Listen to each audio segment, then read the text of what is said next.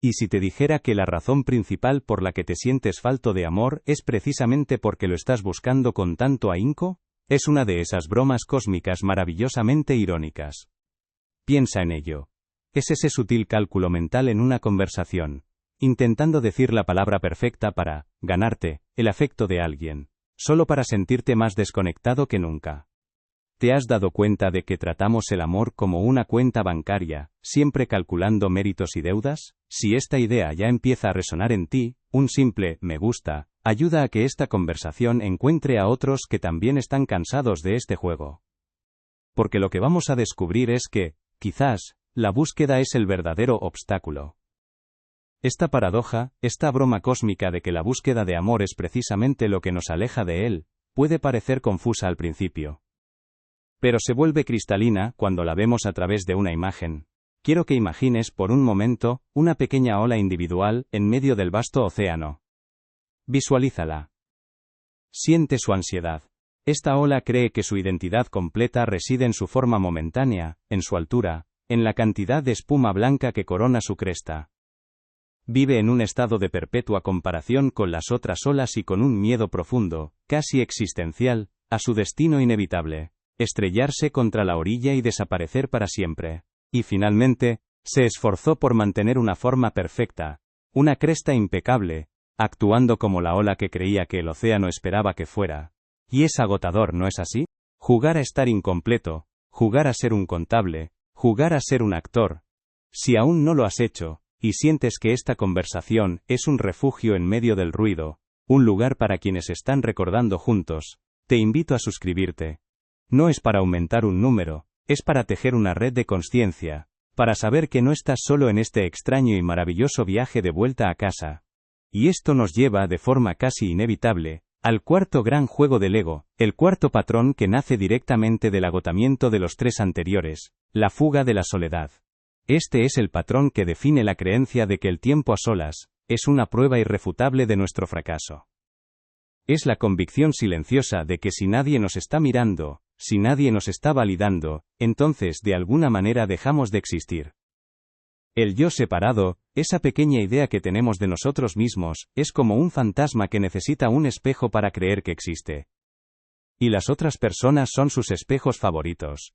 Sin ese reflejo constante, el ego entra en pánico. Para ella, el océano no es su origen. Es un fondo vasto y ajeno. Y las demás olas son competencia o compañía. Pero siempre, siempre, son entidades separadas. Esta pequeña ola, amigo mío, eres tú. Somos nosotros, cada vez que jugamos el juego de ser un yo, aislado que necesita mendigar, ganar o merecer amor del exterior. Todos sus esfuerzos son un reflejo de los nuestros. Intenta ser más alta para impresionar al cielo, más rápida para alcanzar a otra ola que parece más feliz, o más fuerte para resistir el tirón de la marea, sin darse cuenta de que cada uno de estos esfuerzos solo la agota y refuerza su trágica sensación de soledad. Y aquí es donde la metáfora se vuelve íntima.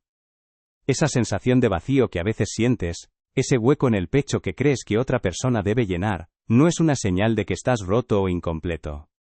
Es el eco del océano llamando a la ola para que recuerde quién es en realidad.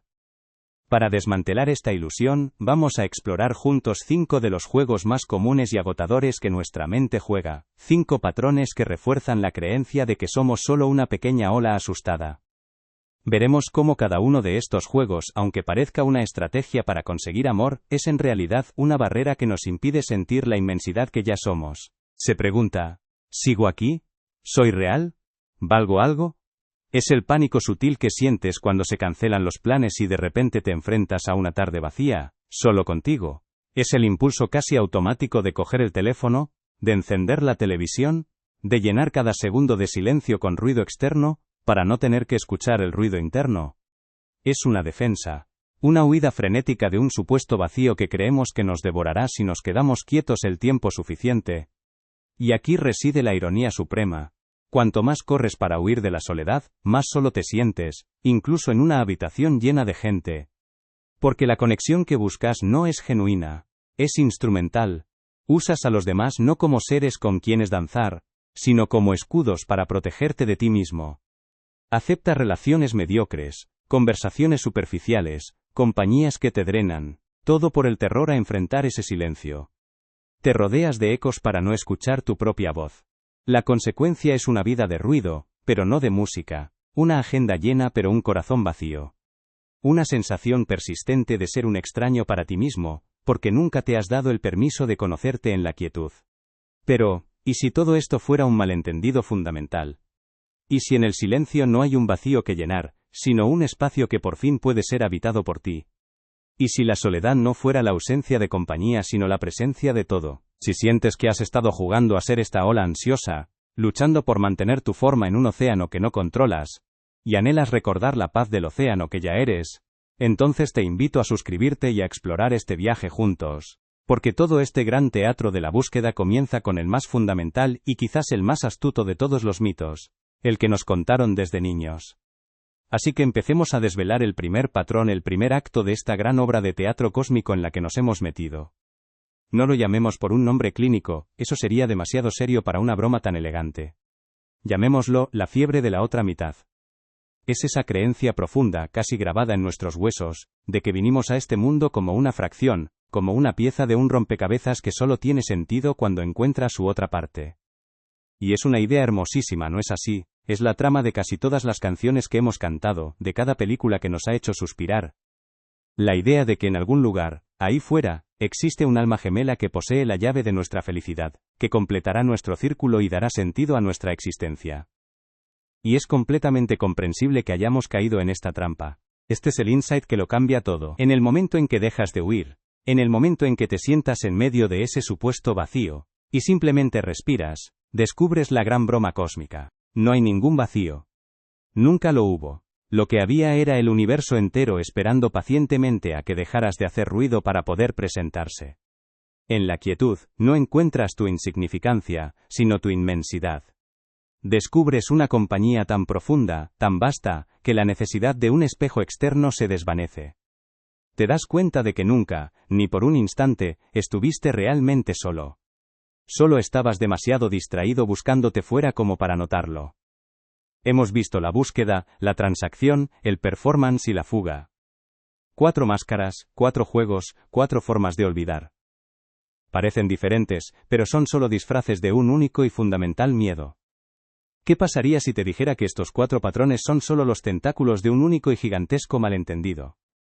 Una ilusión tan profunda y tan central que, una vez vista, hace que todo el castillo de naipes se derrumbe por sí solo. En nuestro próximo encuentro, no vamos a desmantelar un patrón más, vamos a ir al corazón del juego mismo.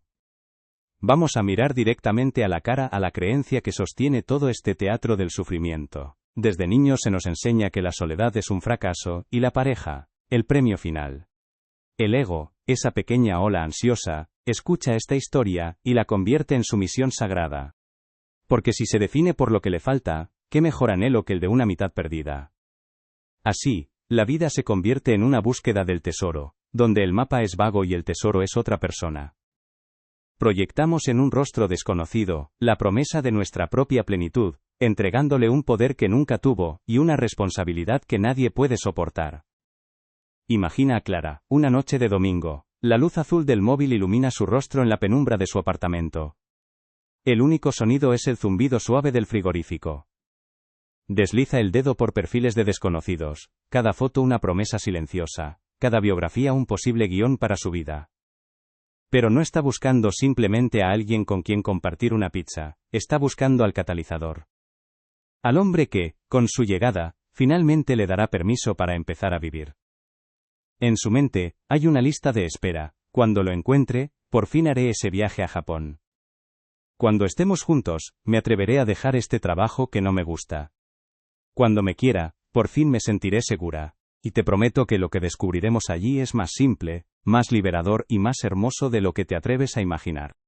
Hemos viajado juntos a través de los laberintos de la mente, explorando esos juegos curiosos y a menudo agotadores que jugamos con nosotros mismos. Vimos la búsqueda frenética de una media naranja para sentirnos completos. Desenmascaramos el amor convertido en un contrato de negocios, lleno de cláusulas invisibles. Observamos el performance del ser perfecto, una actuación que nos deja vacíos tras el aplauso.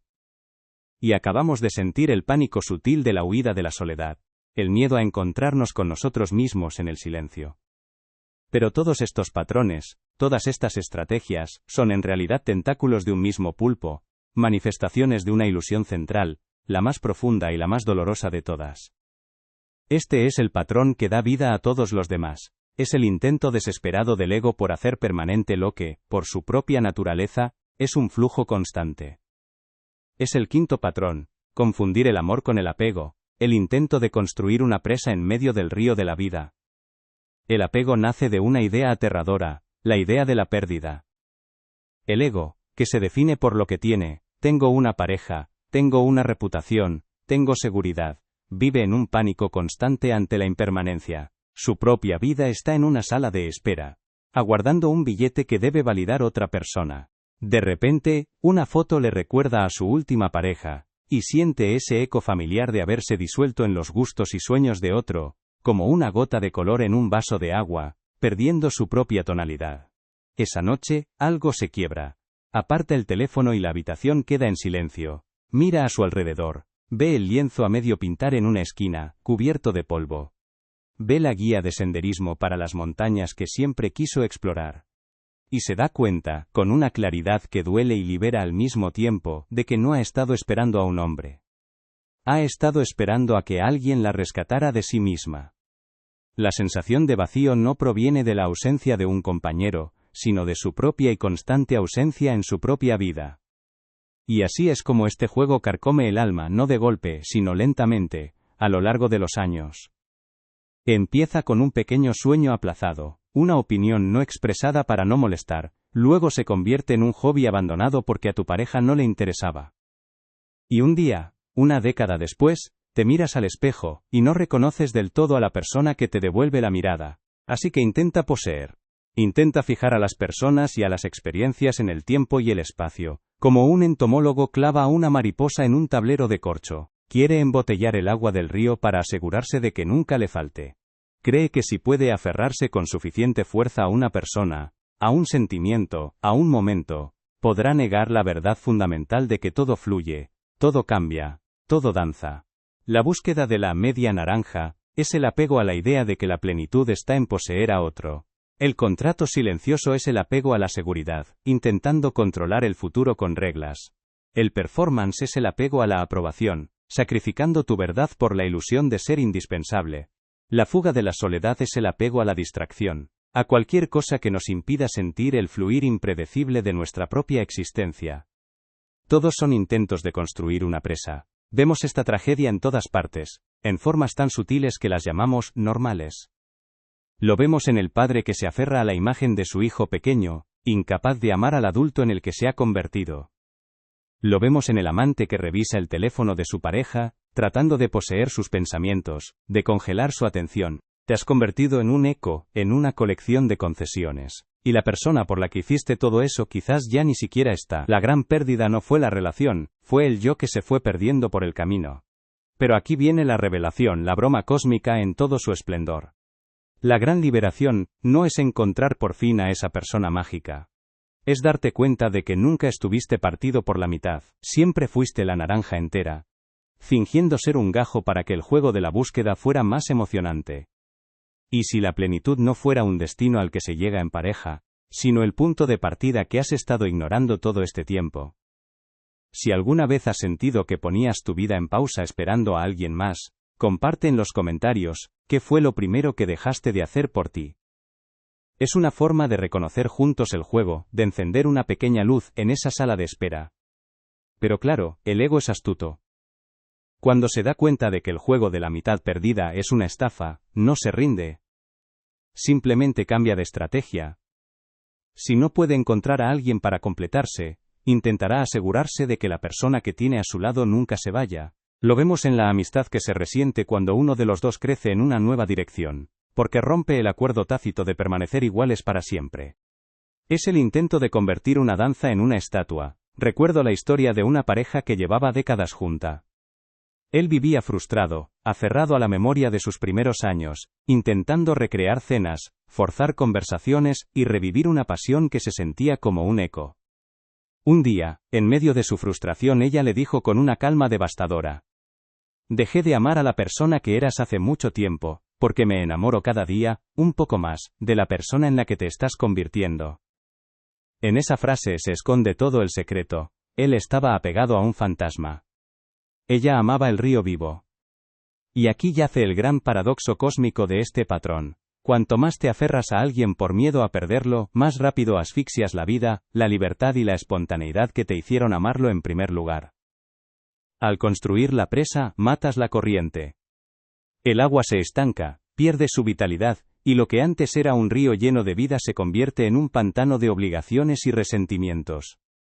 Intentando asegurar el amor, garantizas su muerte. Esto nos lleva a la pregunta existencial más profunda de todas, la que el ego teme más que ninguna otra. Y para eso, inventa un juego nuevo, mucho más sutil y peligroso.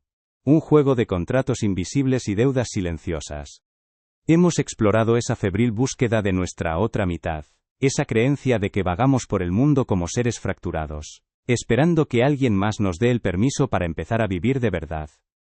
Pero aquí es donde la broma cósmica se vuelve aún más sutil, aún más enrevesada. ¿Qué sucede cuando, agotados de buscar, creemos haber encontrado a esa persona? ¿El juego termina, o no? En absoluto. El juego simplemente cambia de escenario. Pasamos de la búsqueda desesperada en el exterior a la negociación silenciosa en el interior. Y así, entramos en el segundo patrón, una consecuencia casi inevitable del primero, el amor como transacción, el contrato silencioso. Una vez que la ola ansiosa, que se cree separada del océano, encuentra otra ola con la que quiere viajar, no se relaja. Al contrario, ahora empieza el verdadero trabajo.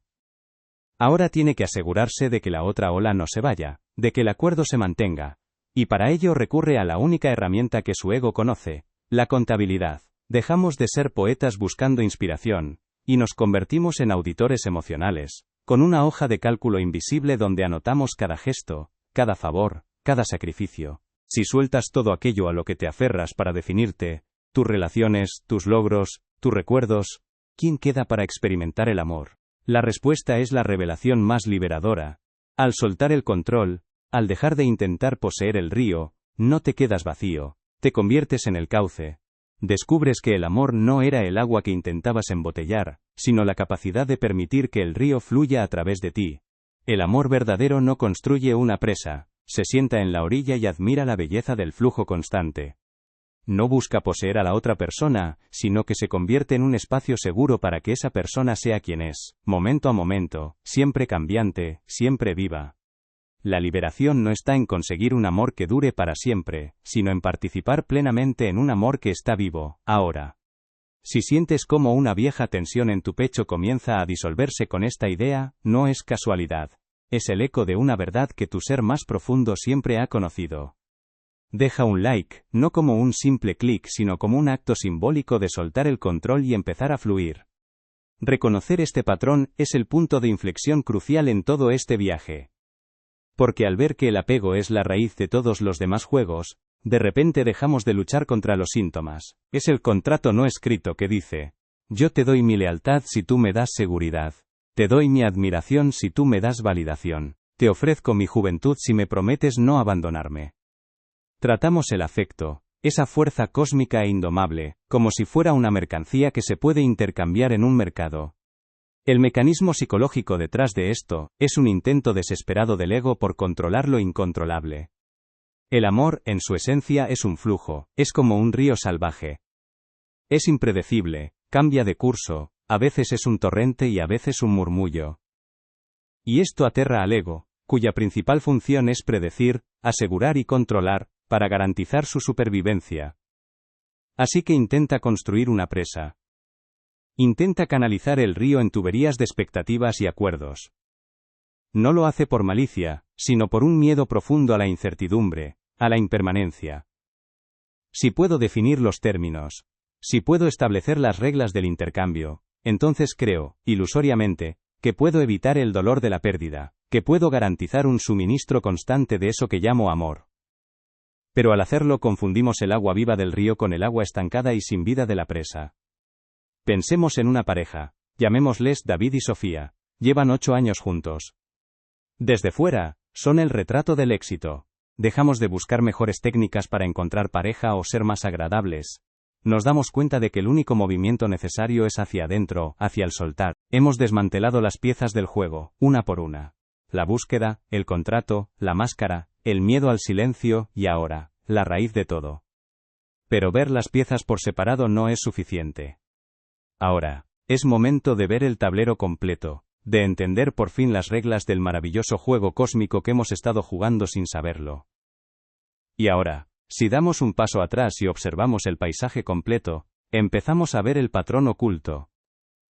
El mito de la media naranja, el amor como contrato, la máscara del ser amable, la huida de la soledad, la confusión del amor con el apego, no son problemas diferentes. Son los tentáculos del mismo pulpo, los distintos disfraces del mismo actor, la ilusión fundamental de que somos una entidad separada y carente que necesita adquirir algo del exterior para estar completa. Cada uno de estos juegos es una estrategia diferente, nacida de la misma herida del olvido. Es el eco de una pregunta que nunca fue real. ¿Cómo puedo yo, esta cosa pequeña y aislada, conseguir amor? Volvamos a nuestra ola en el océano. Durante todo este tiempo, la hemos visto luchar. David es un brillante abogado, provee una casa espectacular, viajes, seguridad financiera absoluta. Sofía, por su parte, es la anfitriona perfecta, socialmente brillante, mantiene un círculo de amigos influyentes, y es el pilar emocional que le permite a David soportar su estresante carrera. El contrato silencioso se firmó hace mucho tiempo. Él provee estatus y seguridad material. Ella provee belleza, apoyo emocional y un refugio social. Durante años, el acuerdo funciona. Pero un día, Sofía, que siempre tuvo una pasión por la cerámica, decide montar un pequeño taller en el garaje. Pasa horas allí, cubierta de arcilla, feliz, creando piezas imperfectas pero auténticas. Cuando se las enseña a David, él sonríe con condescendencia y le dice: «Qué bonito hobby, cariño», antes de volver a sus correos. No hay interés real. En ese instante, Sofía siente el frío del contrato. Su rol es ser la anfitriona brillante, no una artista llena de barro. Su nueva pasión no está en las cláusulas del acuerdo. Unos meses después, David pierde un caso importante, y entra en una profunda crisis profesional. Busca el apoyo incondicional de Sofía, pero ella está distante, absorta en su taller. Él se siente traicionado, ella no está cumpliendo su parte del trato. Ambos sienten un resentimiento sutil, la amarga sensación de que el otro ha violado un acuerdo que nunca se atrevieron a nombrar. La búsqueda de su media naranja era su intento de fusionarse con otra ola, creyendo que dos fragmentos de agua harían un océano. El amor como transacción era la ola intentando negociar con la marea, ofreciendo su espuma a cambio de dirección. El performance era la ola agotándose para mantener una forma perfecta y brillante para la luna, temiendo que una forma imperfecta la haría indigna de la luz. La huida de la soledad era el pánico de la ola al sentir la inmensa profundidad del océano debajo de ella y confundirla con un vacío aterrador. ¿Y el apego? El apego fue el esfuerzo más conmovedor y trágico de todos. La ola aferrándose desesperadamente a una roca, a un trozo de madera, para no tener que disolverse de nuevo en el mar, sin darse cuenta de que al hacerlo estaba renunciando a su propia naturaleza fluida y libre. Pero aquí viene la capa de significado que solo podemos ver ahora, después de este viaje. La lucha de la ola no fue un error.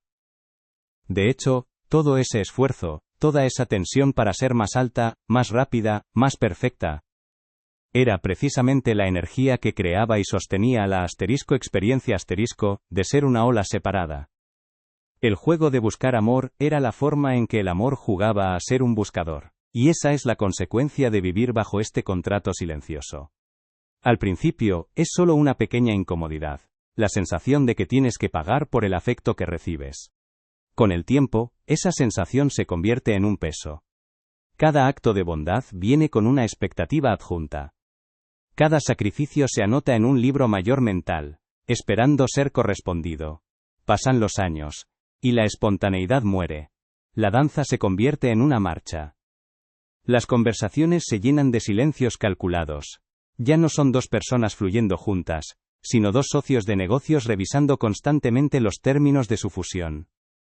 El resultado final es una de las formas más desoladoras de soledad. La soledad acompañada.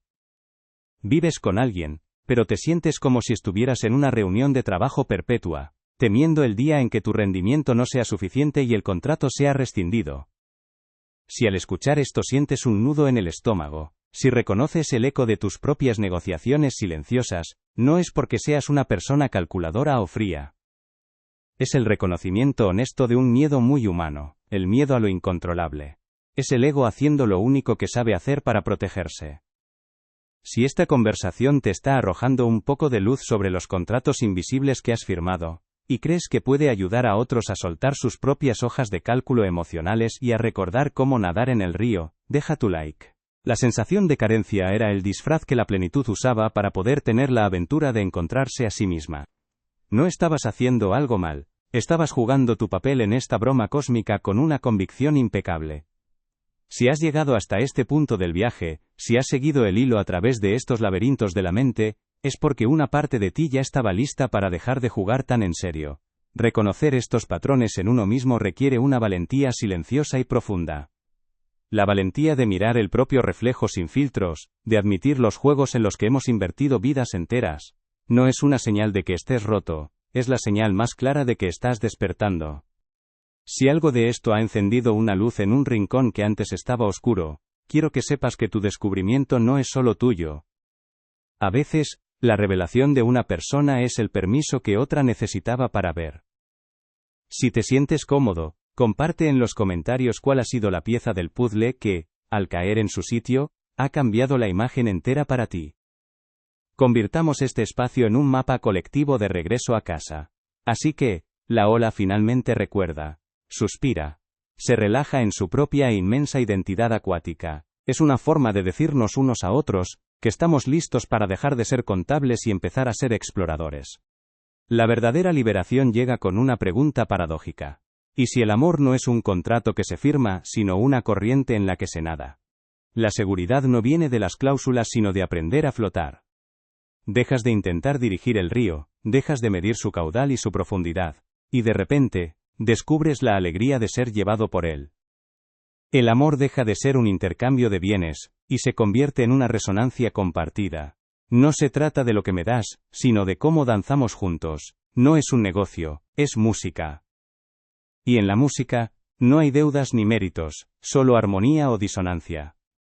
Pero claro, para mantener este contrato, para asegurarnos de que nuestra parte del trato se cumple, y de que el otro nos perciba como valiosos, tenemos que empezar a actuar. Tenemos que ponernos un uniforme.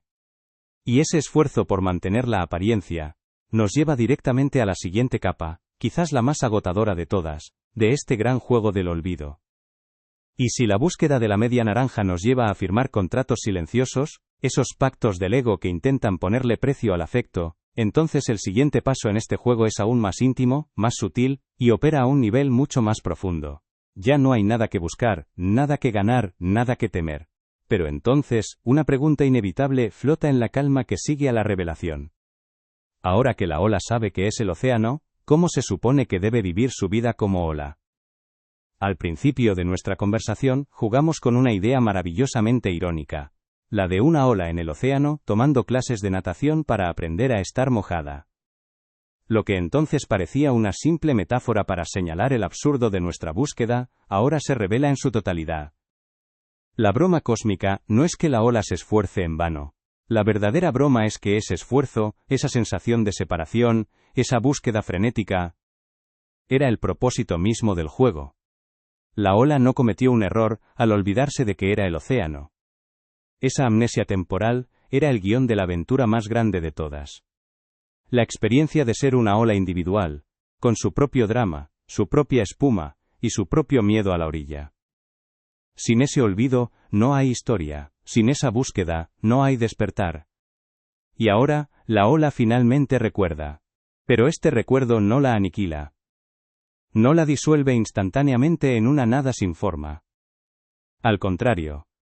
Por primera vez, puede disfrutar de ser una ola, sin el terror subyacente de su propia finitud. Aquí es donde dejamos de ser auditores emocionales para convertirnos en actores a tiempo completo. Este es el tercer patrón. El performance del ser amable, la máscara agotadora que llevamos puesta con la esperanza de ser dignos de amor. No es simplemente un acto de mentira consciente. Es algo mucho más existencial. En el fondo de este patrón, no yace solo el miedo al rechazo social, sino un terror primordial a que nuestro verdadero ser, ese yo crudo, sin filtros, lleno de contradicciones y extrañas pasiones, sea fundamentalmente un fraude. La creencia secreta es que si la gente viera lo que hay detrás del telón, no encontrarían nada digno de aplauso, quizás ni siquiera encontrarían nada en absoluto. Es el miedo a que, sin el guión, sin el personaje cuidadosamente construido, solo quede el vacío. Y así, el ego, para asegurar su propia supervivencia, se convierte en el director de una obra de teatro interminable donde tú eres el único actor, y el mundo entero es tu audiencia. Imagina a un hombre en una primera cita. La luz de las velas parpadea, el murmullo de otras conversaciones crea una suave banda sonora. Por fuera, parece tranquilo, sonríe en los momentos adecuados, asiente con interés. Pero por dentro, su mente es una sala de control en estado de máxima alerta. Puede danzar, puede elevarse y puede estrellarse contra la orilla, no como un final trágico, sino como un retorno gozoso a sí misma. Sé lo que una parte de tu mente está diciendo ahora mismo. Una voz lógica y asustada susurra. Esto es muy poético, pero mi soledad se siente real, mis facturas son reales. Mi corazón roto es real, y es absolutamente cierto. El dolor de la ola es insoportablemente real, mientras se cree solo una ola. Reconocer que eres el océano no invalida el sufrimiento, lo sostiene en un abrazo mucho más grande y compasivo. No borra las cicatrices, revela que son los patrones que dibuja la marea. Otra voz, quizás más impaciente, pregunta. De acuerdo, lo entiendo. Soy el amor que busco. ¿Y ahora qué? ¿Cuál es el primer paso práctico para sentirlo? Y aquí está la paradoja más delicada. No hay un cómo que el ego pueda ejecutar. Este reconocimiento no es una técnica que se aplica, sino una semilla que se planta en el suelo de la conciencia. Y una semilla no crece porque tires de ella con fuerza.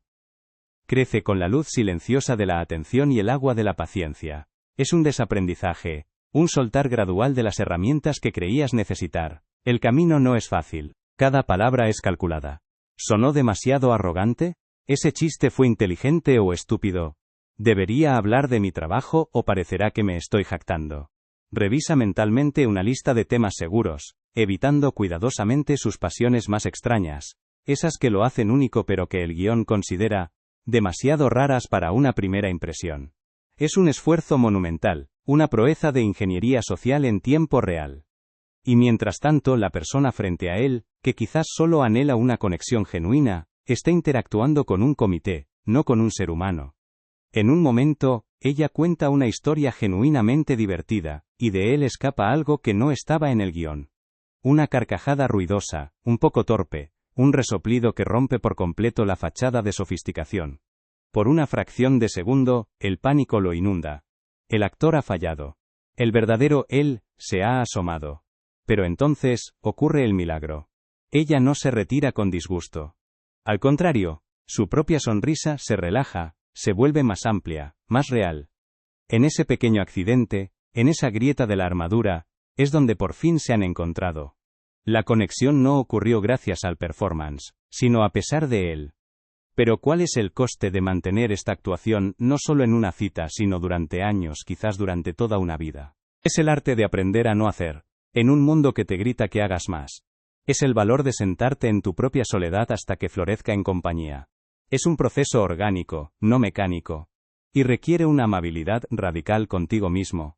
Si esta conversación ha tocado algo profundo en ti, algo que resuena más allá de las palabras, y si sientes que este recordatorio podría ser el faro que otra persona necesita encontrar justo en este momento, deja tu like. No como un número, sino como una señal silenciosa de que estamos en este océano juntos, recordando poco a poco la inmensidad que somos. Porque ahora, sabiendo que el juego no era encontrar el amor sino recordar que lo somos, podemos empezar a jugar de una manera completamente nueva. Empezamos este viaje preguntándonos si la razón principal por la que nos sentimos faltos de amor es, irónicamente, porque lo buscamos con tanto ahínco. Y ahora, al final del camino, quizás podemos ver la broma cósmica en toda su gloriosa totalidad. La sensación de separación, la búsqueda frenética, el juego del ego sintiéndose incompleto, nada de eso fue un error, fue el guión. Fue la premisa necesaria para poder experimentar el delicioso alivio del recuerdo.